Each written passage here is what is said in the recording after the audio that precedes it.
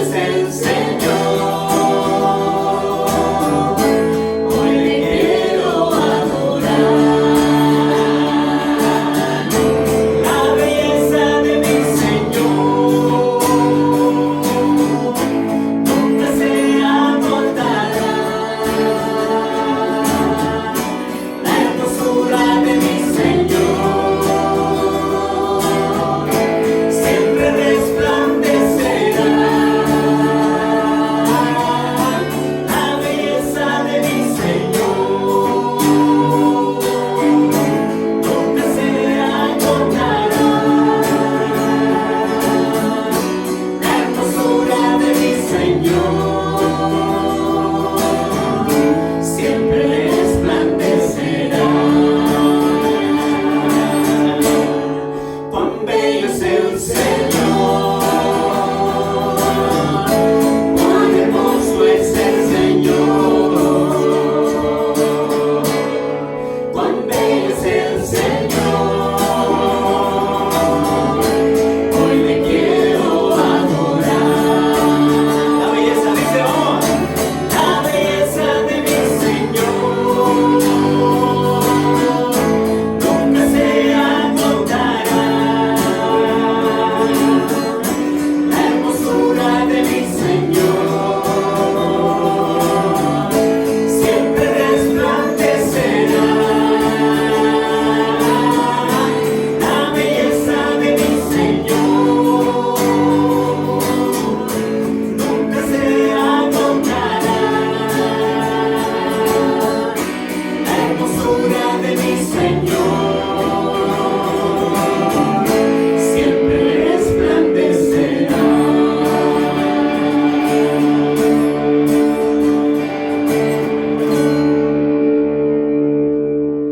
Bienvenidos sean todos a nuestro servicio en línea, y con esa preciosa alabanza queremos darles también la más cordial bienvenida por acompañarnos a nuestro servicio. Y un canto que nos recuerda aquella profecía del Antiguo Testamento que dice que le veremos más sin atractivo para que le deseemos. La belleza de Jesucristo, la belleza de su persona y de su carácter, y también el día de hoy yendo a la belleza de su palabra para ser enseñados en ella. Es en esta ocasión que queremos ir a la palabra y queremos también recibir el mensaje que el Señor tiene para nosotros, pero también queremos hacerlo comenzando con una oración con la cual nos queremos entregar a recibir el mensaje que el Señor tiene para nosotros. Les invito a que me acompañen, por favor, en esta oración y decimos juntos: Señor, en este momento dispongo mi corazón y mi voluntad para ser oidor y cumplidor de tu palabra en obediencia. Guíame con tu Espíritu Santo para ser transformado a la imagen de tu Hijo. Que así sea.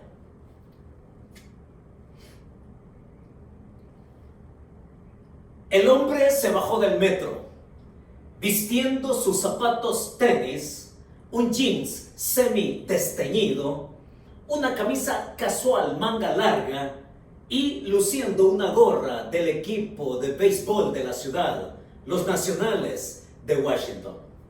Se colocó y se arrimó a la pared junto a una cesta de basura y cerca de la puerta por donde cientos de personas pasarían entrando y saliendo.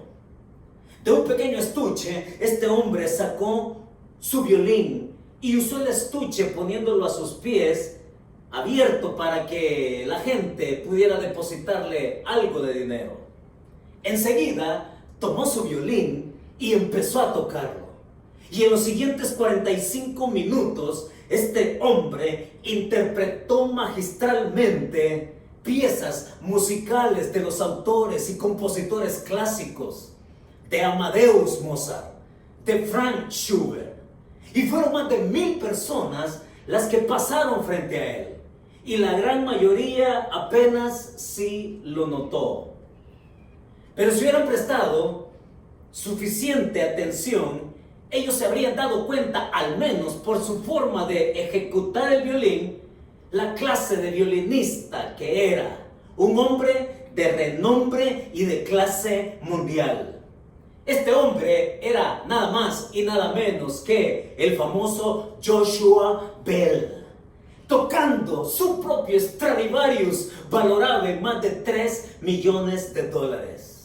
Sí, este hombre que solo 3 días antes, al anunciarse que era él el que iba a dar un concierto allá en el Boston Symphony Hall, en el momento en que se abrieron la venta de los boletos, oigan, por caras que fueran, se agotaron inmediatamente.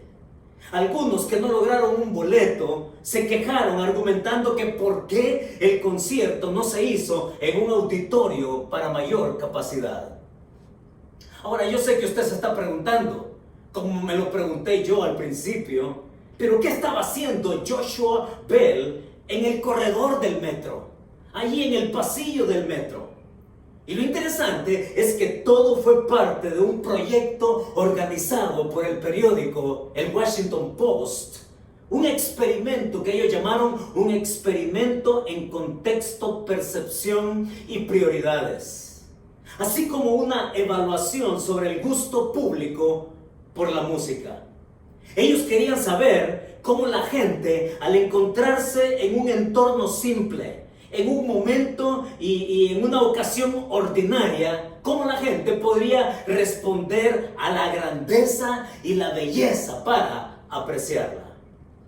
Porque se supone, ¿no? Se supone que en la simpleza lo extraordinario puede notarse aún más. Porque se supone que en lo corriente la grandeza y la belleza pueden ser observadas y tener más conciencia de ella. Pero también cuando hablamos de la vida espiritual y cuando hablamos precisamente de Jesucristo, a muchos les sucede como los transeúntes ahí en el pasillo del metro. Se pierden la oportunidad de reconocer, de conocer a ese personaje que se llama Jesucristo, porque no se detienen a contemplar su belleza, porque no se detienen a conocerlo. Y así es como a muchos se les pasa el día. A muchos así se les va la semana, el mes, el año, y se les va la vida entera en lo ordinario, en lo simple, y no saben identificar la belleza y la grandeza del Señor Jesucristo, del Hijo de Dios.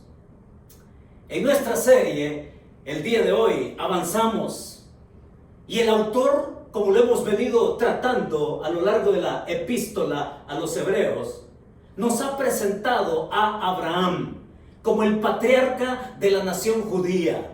Abraham, el hombre top en el pueblo de Israel. Y ahora el autor nos encamina y nos presenta a otro personaje para entender a Jesucristo. Para entender la grandeza y la belleza de Jesucristo en la vida ordinaria y en la vida simple que podemos llevar. El autor nos invita a que podamos ver la grandeza y la belleza de Jesucristo, pero que para que no pasemos por alto, para que no seamos indiferentes y para que nuestra vida tome ánimo en conocerlo, en reconocerlo y perseverar en él. Lo que el autor entonces nos va a proponer el día de hoy es que sepamos reconocer la grandeza, la belleza y la suficiencia de Jesús para perseverar obedientes mientras nos toque caminar por esta tierra o lo que nos falte peregrinar por este mundo. Es aquí donde nos colocamos en el capítulo 7 de Hebreos, a donde les invito a ir, por favor. Tome su Biblia o encienda su Biblia y vaya conmigo a Hebreos capítulo 7, por favor. Y para poner el texto en contexto, el domingo anterior vimos que Jesús, según lo dice el capítulo 6, verso 20, es Jesús el único que ha entrado hasta el lugar santísimo de una vez y para siempre.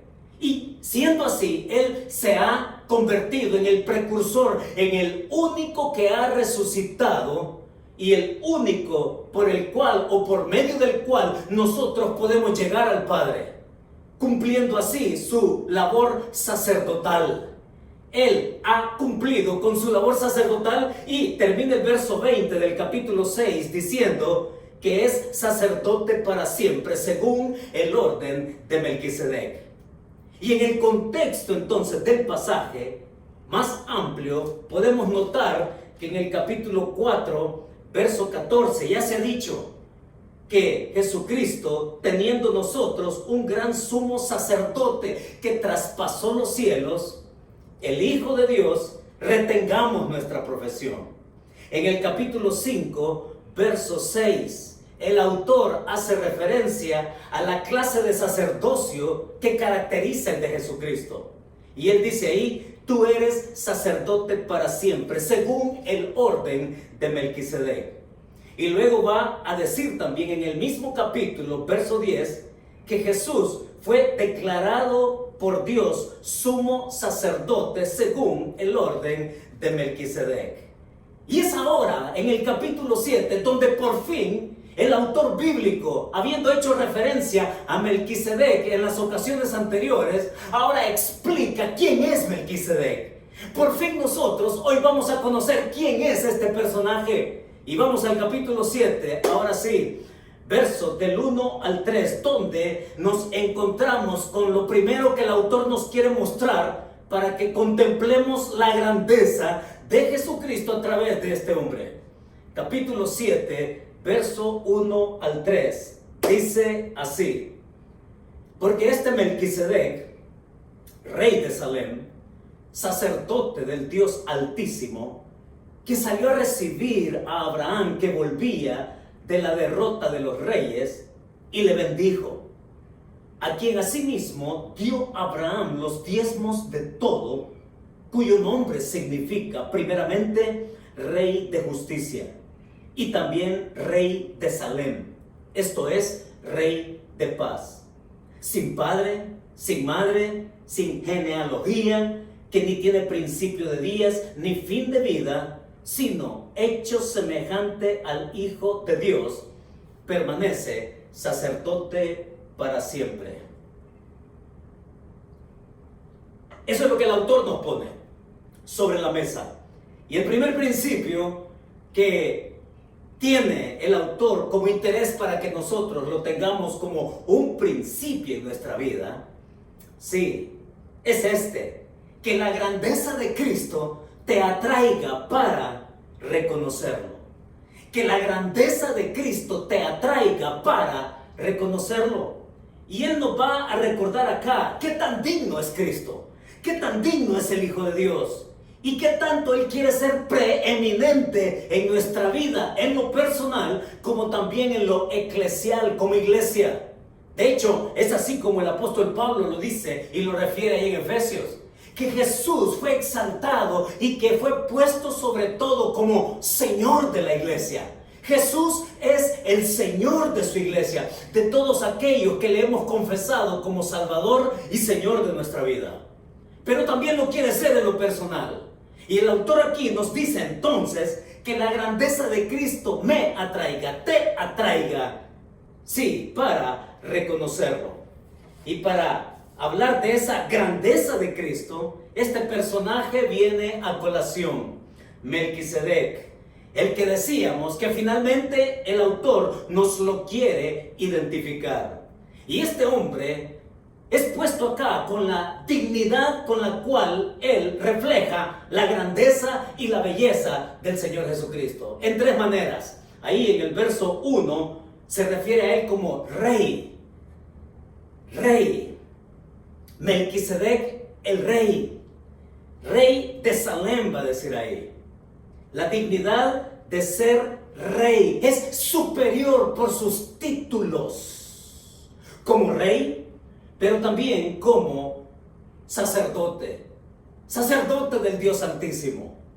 Es interesante la correspondencia que hay acá en estas dos asignaciones, en estos dos títulos, porque Melquisedec como rey lo vamos a ver en su contexto más amplio en un momento, pero también como sacerdote, este hombre, su sacerdocio era superior en antigüedad y superior también en perpetuidad, más que el sacerdocio levítico.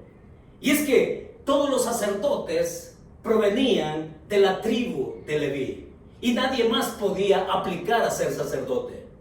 De los hijos de Leví y de la familia de Aarón procedía la orden sacerdotal.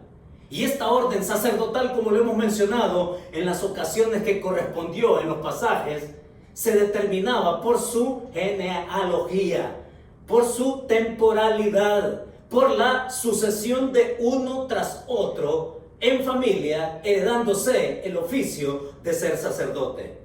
Era tanto así, oigan, que en el pueblo de Israel no se podía concebir que alguien fuera rey y que alguien fuera sacerdote al mismo tiempo. O eras rey o eras sacerdote, pero no ambas cosas a la misma vez. Y en este caso, cuando incluso en el pueblo de Israel, cuando fue al exilio a Babilonia, y que transcurrieron 70 años allá en Babilonia, y que luego Ciro y los otros gobernantes autorizaron de que los judíos retornaran a su tierra, y que fue así en diferentes grupos con Zorobabel, con Nehemías y con Esdras. Cuando estos de nuevo empezaban a ser otra vez nación y empezaron a revisar las genealogías de a qué tribu, a qué clan pertenecía cada uno de estos retornados, se le prestó especial atención a aquellos que tenían que ejercer el sacerdocio. Y si usted lee, por ejemplo, Esdras capítulo 2, y si lee Nehemías capítulo 7, ahí se va a dar cuenta que para restaurar al pueblo de Israel en su retorno, ellos revisaron celosamente la genealogía de aquellos que podían ostentar al sacerdocio. Y cuando una persona no podía demostrar su linaje y su genealogía familiar que le daba derecho al sacerdocio, esta persona era desechada. Así era el asunto. Era algo temporal y algo que se podía relevar de uno con otro. Pero la superioridad de Melquisedec en su sacerdocio tenía que ver que este era superior en antigüedad, existía desde antes que comenzara el sacerdocio levítico. Era también superior en perpetuidad porque no se basaba en la temporalidad de alguien, sino que él queda como sacerdote para siempre. Al no identificar genealogía, Melquisedec, su sacerdocio, queda perpetuamente establecido. Esas son las dos cosas por las cuales vemos la superioridad de Melquisedec sobre el sacerdocio israelita. Pero hay una más. Y la tercera es que este bendijo a Abraham. Y esto nos obliga a ir a la narrativa bíblica que se nos cuenta allá en el libro de Génesis capítulo 14. La dignidad de este hombre fue tal y la superioridad, y recordemos que Abraham es el hombre top para los israelitas. Pero el autor lo que está diciendo acá es que la superioridad de Melquisedec está por encima del hombre top de Israel. Al punto que es Melquisedec que llega, se encuentra con Abraham. Y es tan así la grandeza que Abraham reconoce en Melquisedec, que dice que éste le entrega diezmos. Y no es solamente eso, es porque esa es la reacción suya a la bendición que emite este Melquisedec sobre Abraham. Ahora, el hecho mismo de que lo mencione en ese evento y en ese encuentro nos obliga, el texto nos obliga a ir al contexto más amplio ahí en Génesis capítulo 14. Y en el flujo allá del Génesis capítulo 14, que yo le animo a que lo lea, si usted quiere saborear por entero lo que está diciendo el autor aquí en el capítulo 7 para identificar a Melquisedec y lo que ocurre en aquel encuentro, yo le invito a que usted el día de hoy se lea Génesis capítulo 14. Porque ahí en Génesis capítulo 14 se nos da aquel encuentro. Sí, es el rey que sale a recibirlo. Melquisedec sale a recibir a Abraham. ¿A recibir de dónde? ¿De dónde es que viene Abraham? El capítulo 14 nos menciona allá que había un rey pagano llamado Kedorlaomer. Y este hombre este rey había sometido a otros reyes en el sur de Palestina, en el centro de Palestina, en la Transjordania, al otro lado del río Jordán. Y este hombre había señoreado por 12 años a diferentes reyes.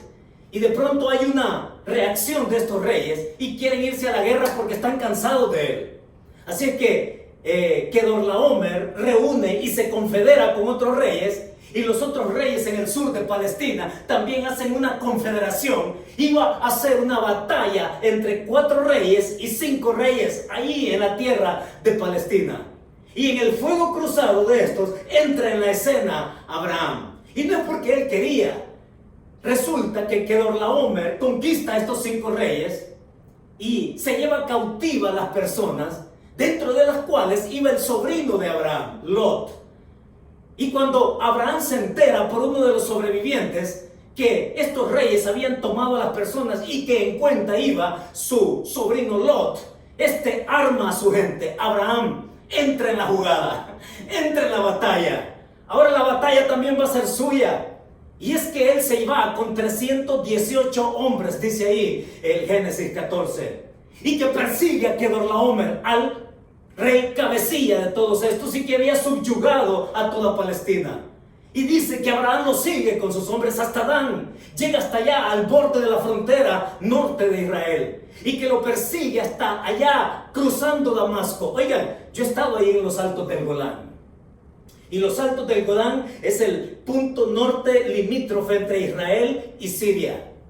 Y ahí, en ese punto límite, hay 40 kilómetros desde donde estamos en los altos del Golán hasta Damasco, 40 kilómetros. Y eso es lo que Abraham, dice el pasaje, que recorrió para perseguir a este rey. Y cuando llegan y los encuentran, los toman por sorpresa. Y el rey cabecilla, el rey pagano cabecilla, oigan, es vencido con los otros 3 reyes.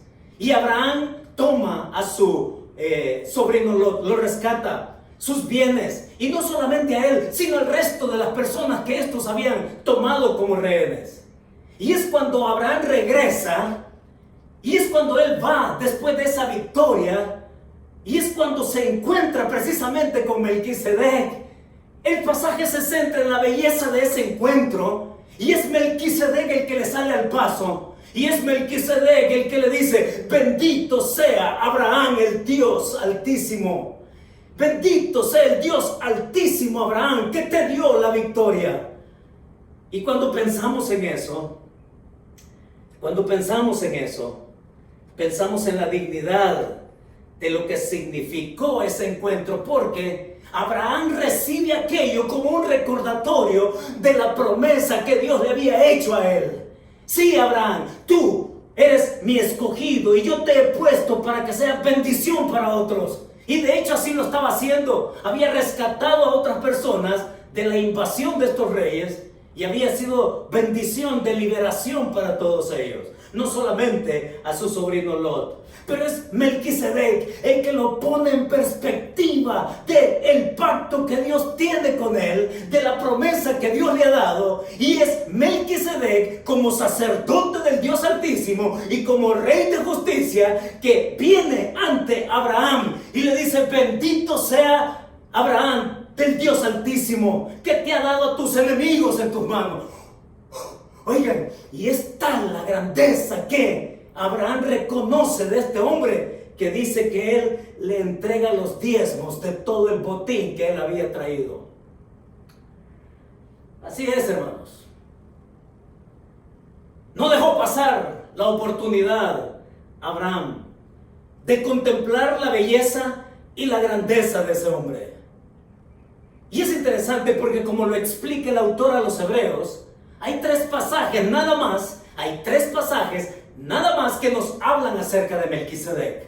El primero es ese evento histórico en Génesis capítulo 14, que yo le subrayo, léalo. Génesis capítulo 14 nos da el evento histórico. Pero es a ese evento histórico al que se va a referir el rey David cuando escribe el Salmo 110. Y aquel evento histórico, David lo convierte en una verdad profética. Y es allí David escribiendo, guiado por el Espíritu Santo, que dice que Jesucristo es rey y que Jesucristo es sacerdote según el orden de Melquisedec. Y el evento histórico se convierte en una verdad profética. Y esa verdad profética es la que está diciendo acá el autor a los hebreos, que Jesucristo es el que reúne. Por eso es que Melquisedec es semejante al Hijo de Dios, dice. No es que el Hijo de Dios sea semejante a Melquisedec. Es que Melquisedec es el anticipo de lo que Jesucristo vendría a hacer. Y la verdad profética en el Salmo 110, que es el segundo pasaje en mención de Melquisedec, ahora nos lleva al tercero, que es este en Hebreos 7. Y en Hebreos 7 ya la vida de Cristo, la belleza de su obra salvífica, perfecta, completa, sí, se cumple y ahora es un hecho consumado. ¡Cuánta belleza!, ¿no? ¡Cuánta belleza y grandeza del Señor Jesucristo! Pero lo cierto es que siempre necesitamos que alguien nos recuerde de esa belleza. Siempre necesitamos que alguien nos diga: Héctor, hijo del Dios Altísimo. Roberto, hijo del Dios Altísimo. Sara, hija del Dios Altísimo. Que nos repitan y que nos pongan en perspectiva realmente de quién es la victoria. Porque, mis hermanos, ahí encontramos todo esto que el autor nos explica acá. Rey, sacerdote, y que bendijo a Abraham. Y en la cultura antiguo testamentaria, solamente un mayor puede bendecir a un menor. Y eso lo veremos más adelante. Pero dice aquí que este hombre era rey de Salem, rey de justicia. De hecho, Melquisedec, en la raíz hebrea MLK, Melqui, rey, y primera persona del singular, mi rey de justicia. Eso significa Melquisedec. Melquisedec en su nombre refleja y anticipa el carácter de ese rey y sacerdote llamado Jesucristo. Rey de justicia y rey de paz. Mire qué asociación. Porque ciertamente, para tener paz, se necesita justicia. Necesitamos paz a través de la justicia. Y Jesús reúne todo eso, porque Él nos trae la paz de Dios. Justificados pues por la fe, dice Pablo en Romanos 5, tenemos paz para con Dios por medio de nuestro Señor Jesucristo. Es que cuando hablamos de paz, mis hermanos, estamos hablando del resultado que viene cuando una persona se reconcilia con Dios. Y somos justificados, declarados justos.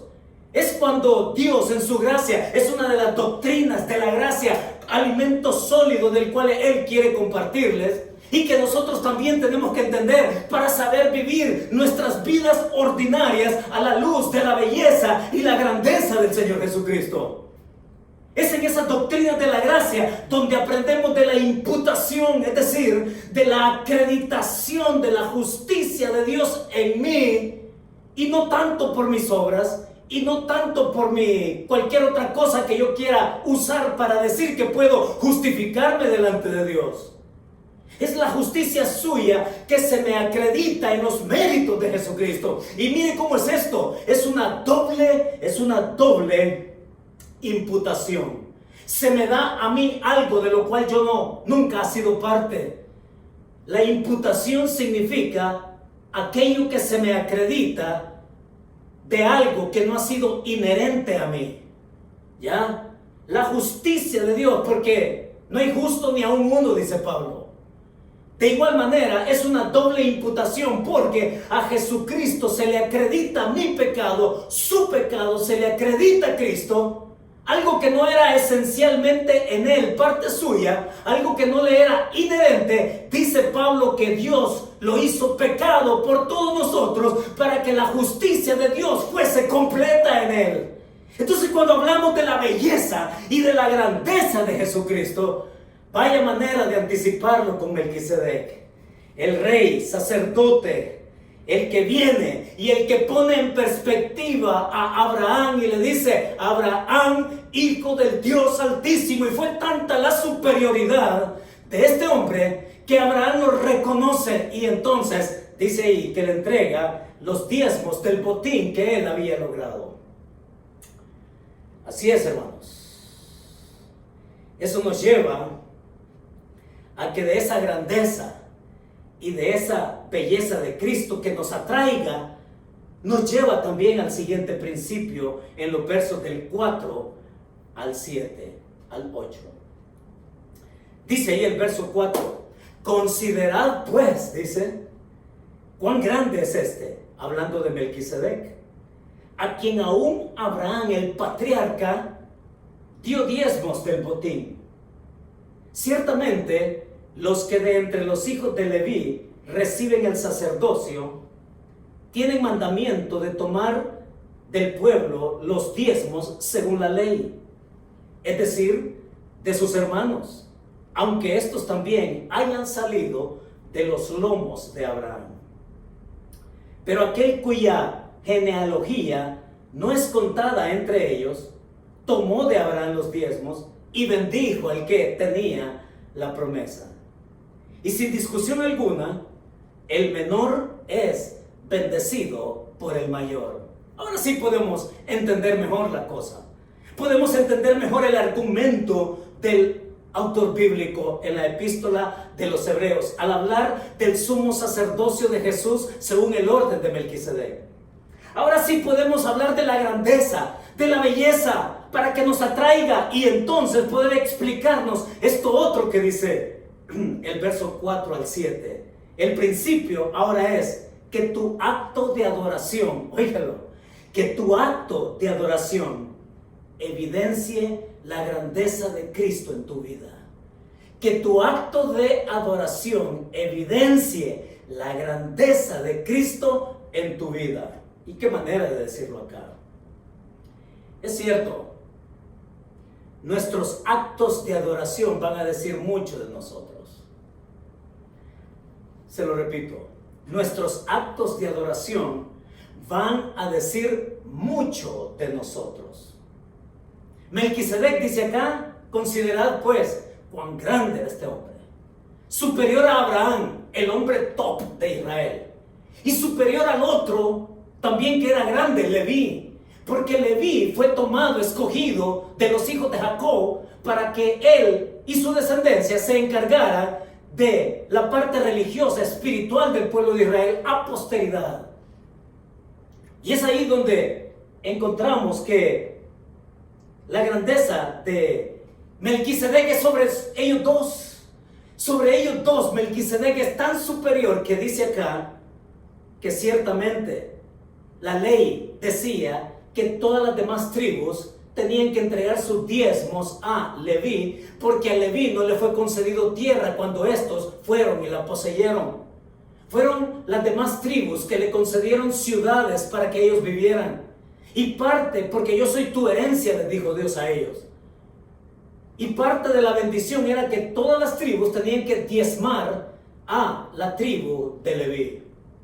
Pero lo interesante es que aquí dice que la grandeza de Melquisedec, de su sacerdocio, es tan por encima del sacerdocio levítico, que Leví, a quien se le dio el privilegio, la responsabilidad de servir en lo espiritual al pueblo de Israel, él ofreció sus diezmos a Melquisedec cuando aún estaba en los lomos de Abraham. Es decir, el pago de los diezmos hecho por Abraham, la entrega de esa ofrenda y de ese acto de adoración, significó en la idea y en la verdad que el escritor nos quiere decir que el sacerdocio de Melquisedec está por encima del otro sacerdocio de Leví, al bendecir a Abraham, y Abraham al dar sus diezmos y Melquisedec recibiendo esos diezmos.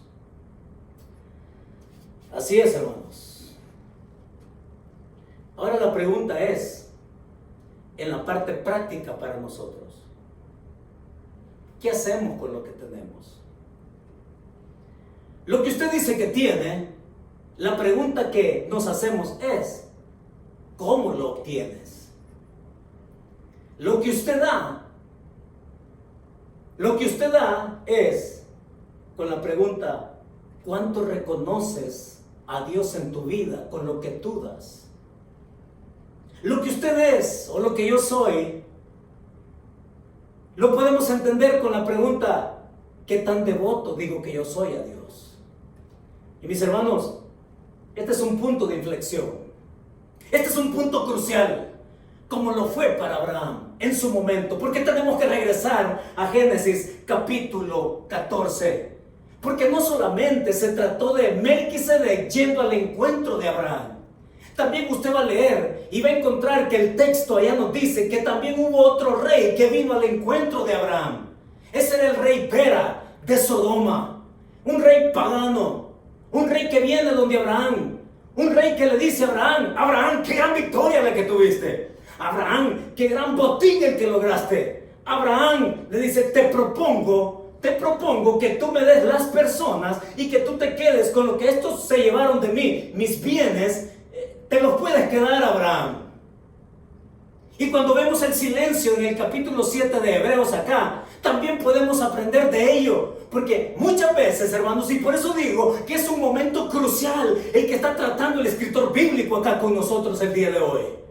Porque es el rey de Sodoma el que sale al encuentro también de Abraham y apela a su orgullo y apela a su ego. Y le dice a Abraham, qué gran victoria. Abraham, qué bárbaro, te lo mereces. ¿Sabes qué, Abraham? Dame las personas, quédate con lo que es mío. Y qué interesante la respuesta de Abraham. Porque Abraham dice allá exactamente las palabras que Melquisedec le ha dicho. Yo soy Abraham, hijo del Dios Altísimo. Y te he dicho, Pera, que yo he alzado mi mano en votos a Dios de mi compromiso. ¿De quién es Él? El Dios Altísimo, a quien me debo y de quien yo soy vasallo. Porque precisamente eso es lo que está en juego ahí. El que Abraham hubiera aceptado el trato del rey Pera de Sodoma, hacía a Abraham vasallo de este rey. Y es Abraham el que dice, he alzado mi mano al Dios Altísimo, creador del cielo y de la tierra, que yo soy su vasallo, porque Él tiene un trato conmigo y porque Él me ha dado promesa y esta promesa Él la va a cumplir. Qué manera de responder, ¿no? Sí, tiempo crucial para Él. Y vaya si no necesitamos nosotros también tiempos cruciales como ese, de definirnos quiénes somos. Es después de ese encuentro con Melquisedec que Abraham sabe responder a Pera allá en Génesis capítulo 14. Porque yo no quiero que se diga, le dice Abraham, que yo fui enriquecido por ti. Yo no soy vasallo tuyo, Vera. Yo soy vasallo, soy súbdito, soy esclavo del Dios Altísimo, creador del cielo y de la tierra. ¿Qué manera de ponerse claro? ¿No es cierto? Y sí tenemos que detenernos un poco más en esto. Porque mis hermanos, siempre van a estar apelando a nosotros en nuestra condición humana. Y sabe, yo tengo acá, traje conmigo mi mochila de recursos. Y en esta ocasión, aquí en mi mochila, traigo el examen infalible que yo tengo para darme cuenta del problema que yo tengo todos los días. Y me atrevo a decir también que con lo que traigo aquí le puedo demostrar a usted del gran problema que también usted tiene todos los días. Este es mi instrumento infalible. Un espejo pequeño donde me muestra mis arrugas, mis defectos físicos. Dios mío, que el tiempo no tiene piedad. Un pequeño espejo, sí, pero también un espejo más grande que me hace ver aún más la realidad. Y no me traje el que tengo en el baño, que mide casi 3 metros, porque no podía, pero aquí yo tengo un espejo que cubre toda la pared, aquí me estoy viendo. Y es un espejo que me retrata de cuerpo entero.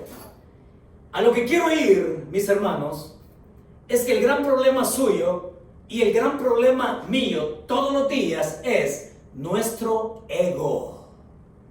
Sí, porque todos los días el mundo y las personas y todos los demás que quieren incluso sacar ventaja apelan a nuestro ego, apelan a nuestro orgullo. Así como el rey Bera de Sodoma apeló al orgullo y al ego de Abraham.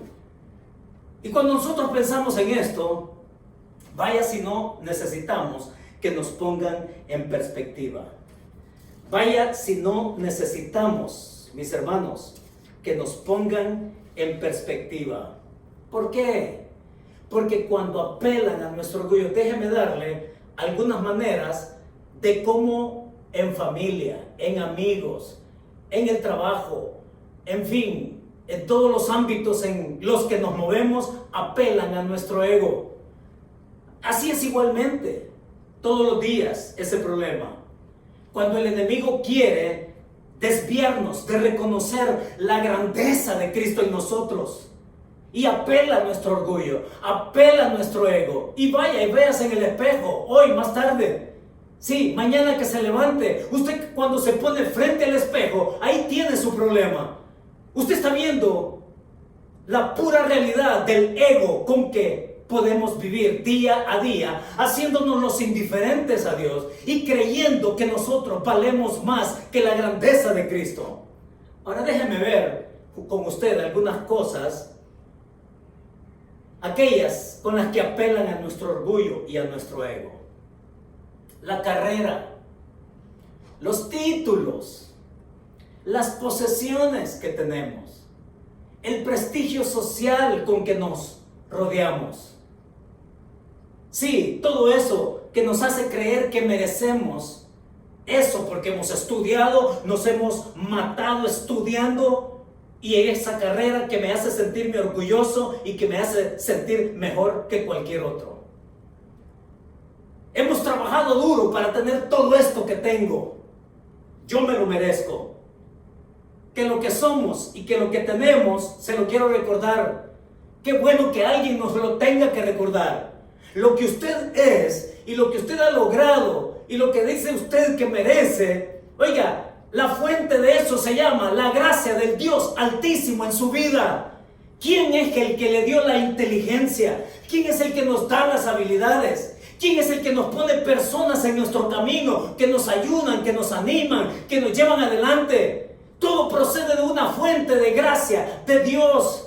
Pero cuando apelamos a nuestro ego y cuando apelamos a nuestro orgullo, óigalo, precisamente ese fue el gran daño que Satanás se hizo a sí mismo.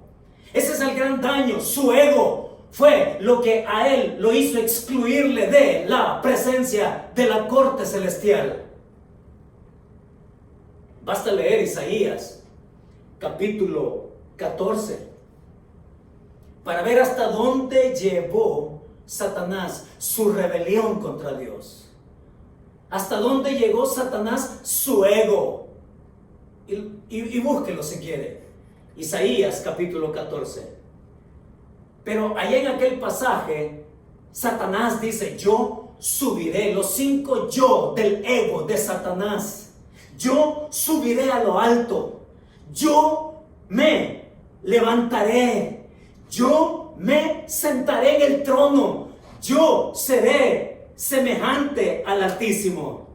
Sí, allá él quería ser como Dios y se le olvidó que era criatura. Pero así somos. Así como Satanás cayó en su propio ego y que fue excluido de la presencia de Dios, vaya si él no sabe retratar lo mismo en nosotros. A veces he tenido que decir que nos llegamos a parecer más a Satanás por replicar nuestro ego como él lo hizo, que replicar el carácter de Cristo en nuestra vida. Es así como Melquisedec, él sí supo responder, Yo soy Abraham, del Dios Altísimo, creador del cielo y de la tierra. Mis hermanos, todo procede de Él. Lo pone en perspectiva y le confirma el pacto. Melquisedec le confirma a Abraham el pacto que tiene con Dios. Le recuerda a Abraham quién es él para Dios. Le dice y apela al hecho de ser escogido para ser bendición para otros. Es así desde que Melquisedec, siendo rey y sacerdote, se le presenta, lo pone en perspectiva y entonces lo lleva a una parte más práctica aquí el pasaje. Ahí en los versículos del 8 al 10 nos lleva a la parte práctica nuestra hoy también. Dice el verso 8: y aquí ciertamente reciben los diezmos hombres mortales, pero allí uno de quien se da testimonio de que vive. Y por decirlo así, en Abraham pagó el diezmo también Leví, que recibe los diezmos, porque aún estaba en los lomos de su padre cuando Melquisedec le salió al encuentro. Termina con el encuentro con el cual comenzó en el verso 1. El tercer principio aquí no solamente se tiene que ver con ver la grandeza de Cristo, su belleza para reconocerlo. No solamente tiene que ver con que mi acción de adoración también exhibe y evidencia esa grandeza que yo digo que es Cristo en mi vida. El tercer principio que nos deja el pasaje es que tu perseverancia continúe al paso de la suficiencia de Cristo. Al final de cuentas, el autor lo que quiere amarrar, lo que quiere remarcar y lo que quiere dejar bien claro es que nuestra perseverancia pueda continuar al paso de la suficiencia de Cristo, porque a eso quería llegar el autor bíblico. Está diciendo que es tan superior Melquisedec sobre el gran patriarca Abraham, sobre el sacerdocio levítico. Es tan superior en la respuesta que estos le dan a Melquisedec, y que él anticipa la grandeza de Jesucristo en su obra perfecta de redención, y que ahora está a la diestra del Padre. Aquí el escritor quería llegar a este punto de decir que cuando perseveramos, entonces, que nuestra perseverancia continúe al paso de la suficiencia de Cristo. No necesitamos más. La suficiencia de Cristo nos basta para seguir adelante, para caminar, sí, por encima de cualquier otra pretenciosa obra que lo quiera sustituir. Y ojo a esto, mis hermanos, ojo a esto. Porque muchos quieren sustituir a Jesucristo en su grandeza y en su belleza. Siempre las herejías y siempre todo lo falso procede de la verdad de Jesucristo, de desvirtuar quién es Él. Pero el autor les está diciendo a ellos que la están pasando mal, les está diciendo que su perseverancia vaya al paso. Y diciendo, para mí, Cristo es suficiente, no importa las circunstancias. Sí, suficiente por encima de cualquier obra pretenciosa que lo quiera sustituir. Suficiente para ser testigos directos para otros que viven en la oscuridad, que viven en lo ordinario, que viven en la simpleza, que los pasan así día a día y que se pasan la vida sin contemplar, sin detenerse y sin ver la belleza de Cristo ofreciéndose para ellos. Somos testigos de esa belleza y somos testigos de esa grandeza y somos testigos de la suficiencia que podemos tener en el Hijo de Dios. Sí, suficiencia también que nos anima a caminar correspondiendo a su gracia. Lo que somos, rindiéndonos a Él. Lo que tenemos, ofrecérselo a Él. Declarando su belleza y grandeza. Apliquemos esto entonces. Cuídense, hermanos. Cuidémonos todos del consenso popular. Sí, se lo voy a repetir. Cuidémonos todos del consenso popular. Cuidado con eso. Porque con el consenso popular se quiere anular la belleza y la grandeza de Dios, de Cristo, de su persona completa. El consenso popular nos quiere decir lo contrario de lo que la palabra de Dios nos dice a todos para creerla. Y usted ha oído a personas decir, si Dios existiera, no habría maldad en este mundo. Consenso popular. Usted ha escuchado decir, si Dios existiera, ¿por qué me priva de la felicidad? Consenso popular. Usted ha escuchado decir, si Dios existiera, ¿por qué tengo que sufrir? ¿Por qué me está pasando esto? ¿Por qué a mí? Y aún en el sufrimiento nos volvemos egoístas, porque está bien que le pase a alguien más, pero ¿por qué me pasa a mí? Aún en eso nos volvemos injustos, que le pase a otro, pero no a mí. Consenso popular. Es que vivir, mis hermanos, vivir por fe no significa estar ausente de problemas. No significa estar ausente de pruebas. No significa que creer en Cristo, que tener fe en Él, no significa que yo no me vaya a encontrar con el tornado al paso y que de pronto venga todo a darme vuelta. Vivir por fe significa estar bajo el estándar que Jesucristo mismo dijo que nosotros teníamos que enfrentar la vida. Dice, en el mundo van a tener aflicciones, pero confiad porque yo he vencido al mundo.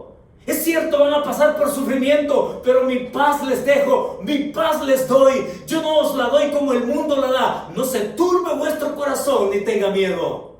Sí, vamos a salir al paso con circunstancias que nos van a hacer llorar, sufrir, lamentar, doler, pero en todas ellas, mis hermanos, el estándar de fe de Dios en su palabra es que Cristo es suficiente para seguir adelante al gran premio que Él tiene preparado, a la herencia que nos tiene lista y que nosotros podemos caminar en esperanza, porque Cristo es nuestra esperanza. ¿Cuál es la verdad entonces?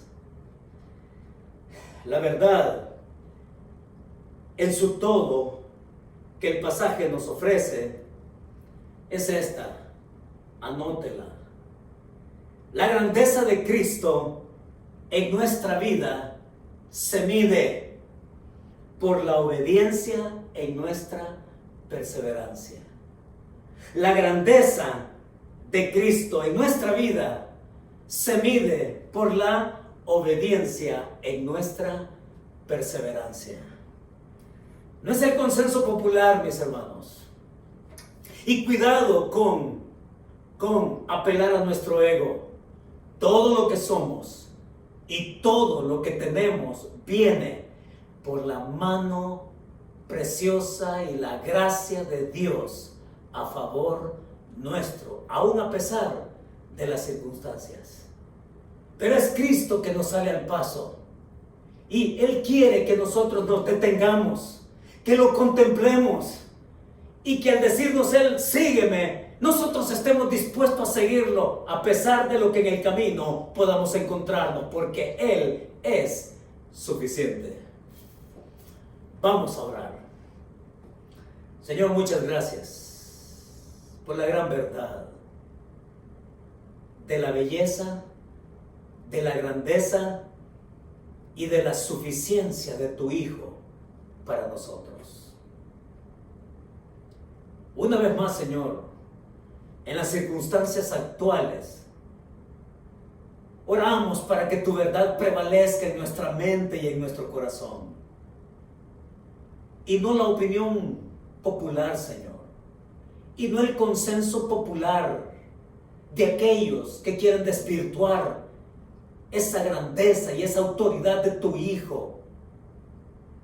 Señor, oramos para que en medio de esta pandemia y crisis y demás, tú nos sigas haciendo tus instrumentos para declarar las virtudes de aquel que nos llamó de las tinieblas a su luz admirable.